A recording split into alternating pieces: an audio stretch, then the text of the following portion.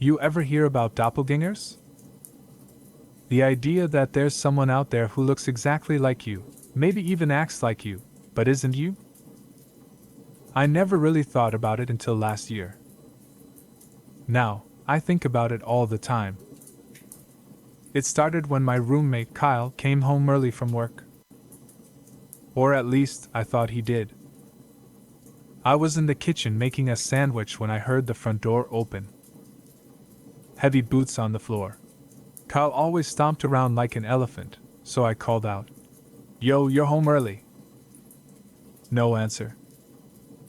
I poked my head out of the kitchen, expecting to see him tossing his bag onto the couch like usual. But he wasn't there. The door was shut. The apartment was silent. I shrugged it off, maybe I imagined it. But then, an hour later, the real Kyle walked in. I told him what happened, joking that we had a ghost. He laughed it off, but I could tell he didn't like it. "Dude," he said, "that's not funny." For the next few nights, weird stuff kept happening. I'd hear Kyle moving around in his room when I knew he wasn't home. I even saw him once, out of the corner of my eye, walking into the bathroom. But when I knocked on the door, nothing. The lights were off. The room was empty. Then, one night, I woke up to the sound of my bedroom door creaking open. I turned over, groggy, and in the dim glow of the streetlight outside, I saw Kyle standing in the doorway. Only, something was off. He was too still. His face was just a little too blank. And his shadow stretched out wrong, like the angles didn't match the light source. "Kyle?" I croaked. He didn't answer. Then, in the softest voice, he whispered, "You need to leave."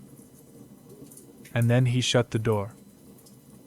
I lay there, frozen, my heart hammering. A minute later, I heard the front door open and close. I waited until the sun came up before checking Kyle's room. It was empty. I called him. He picked up groggily, annoyed. "Dude, it's 6 in the morning." I told him what happened. He got real quiet. Then he said, "I wasn't home last night."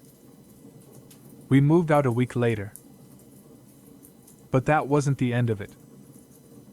A month after moving, Kyle called me in the middle of the night. His voice was shaking. "It's in my new apartment," he whispered. "I saw it."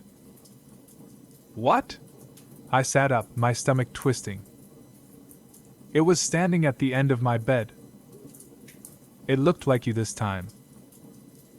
A chill ran down my spine. "What did it do?" Kyle let out a shaky breath. "It just smiled." We never spoke about it again. But sometimes, late at night, I see movement in the mirror.